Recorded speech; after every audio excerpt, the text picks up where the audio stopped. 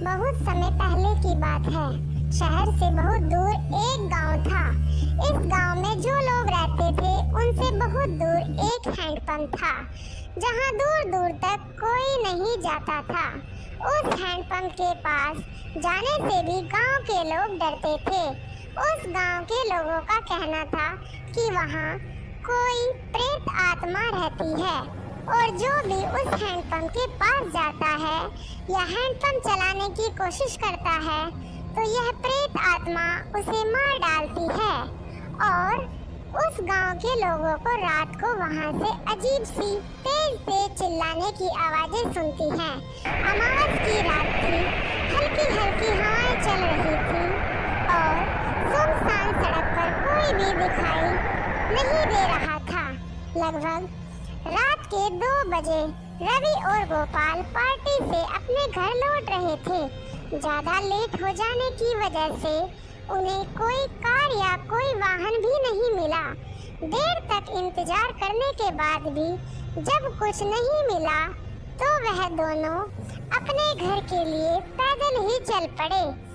उन दोनों का घर वहां से बहुत दूर था, लगभग कई किलोमीटर दूर था। पैदल चलते चलते दोनों की हालत बहुत खराब हो गई थी। तब गोपाल ने कहा, मैं और दूर नहीं चल सकता, मैं थक गया हूँ, मुझे प्यास लग रही है। अगर मैंने पानी नहीं पिया तो मैं यहीं थक कर गिर जाऊंगा। घर बहुत दूर था। तभी गोपाल ने कच्ची सड़क से जाना उचित समझा।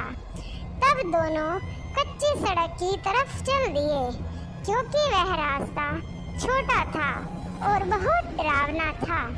वह उसी हैंडपंप वाला रास्ता था जहां पर लोगों का कहना था कि वहां कोई प्रेत आत्मा रहती है और जो भी उस रास्ते से गुजरता है तो वह प्रेत आत्मा उसे मार डालती है और वह कभी वापस नहीं आता।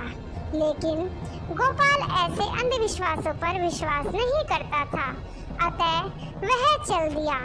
तब रवि ने कहा, भाई गोपाल, यह वही रास्ता है जहाँ वह प्रेत आत्मा रहती है और मुझे तो बहुत डर लग रहा है, मैं आगे नहीं जाऊंगा। तब गोपाल ने कहा, मैं हूँ ना, कुछ नहीं होगा, भूत कुछ नहीं होते, तू मेरे पीछे पीछे चलता रह, थोड़ी देर बाद हम घर पहुंच जाएंगे, मुझे तो बहुत प्यास लग रही है। तो बहुत डर रहा था, पर गोपाल के समझाने पर वह उसके साथ साथ चल रहा था और देखते ही देखते गोपाल को एक हैंडपंप दिखाई देता है। तब गोपाल कहता है, अरे देखो, मुझे प्यास मिटाने के लिए एक हैंडपंप दिखाई दिया है, चलो चलो वहाँ पानी पीते हैं। तब रवि उसे रोकता है और वह नहीं मानता है। जाकर अपनी प्यास बुझाने के लिए जब हैंडपंप के पास जाता है तब रवि कहता है, नहीं भाई, यह वही भूतिया हैंडपंप है, मैं यहाँ से पानी नहीं पीऊँगा, चल चल हम दोनों घर चलते हैं। तब गोपाल उसकी बात नहीं मानता है और कहता है, तू तो पागल हो गया है जो इतना डरता है। तब रवि कहता है, तू चल, यहाँ पर रुकना खतरे से खाली नहीं है। तब गोपाल कहता है, जब तक हम पानी नहीं पिएंगे मैं यहाँ से नहीं जाऊँगा। जब वह हैंडपंप को पकड़ने लगता है तो आसमान में तेज बिजली की गरज सुनाई देती है। यह एक चीखने की आवाज आती है। तब गोपाल भी डरने लग जाता है। तब रवि कहता है, मैंने तुझे पहले ही कहा था, यहाँ रुकना खतरे से खाली नहीं है। तब गोपाल कहता है, यह आवाज़ तो जंगली जानवरों की है। तब रवि कहता है, क्या यह आवाज़ तुझे जंगली जानवरों की लग रही है? मुझे तेरी बात नहीं सुननी, अब तू चल यहाँ से।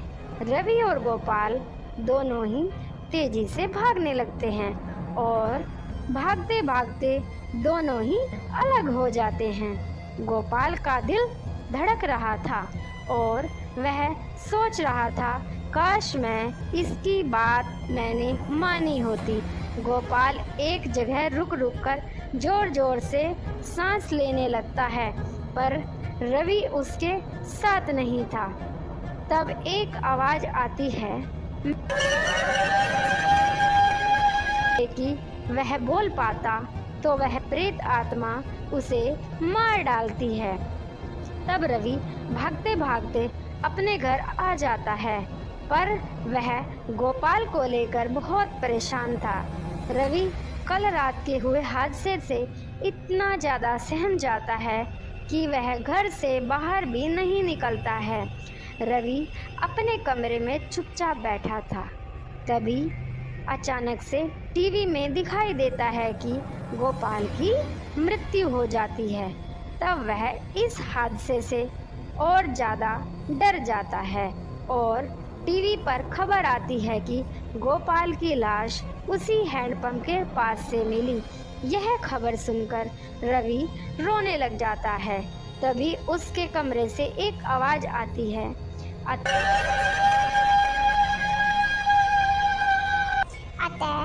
हमें इस कहानी से यही शिक्षा मिलती है कि जब हमें कोई किसी काम को करने से रोकता है तो हमें रुक जाना चाहिए और दूसरे की बात मान लेनी चाहिए।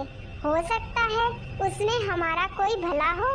अगर आपको यह कहानी अच्छी लगी तो प्रिय मित्र हमारे चैनल को सब्सक्राइब करें।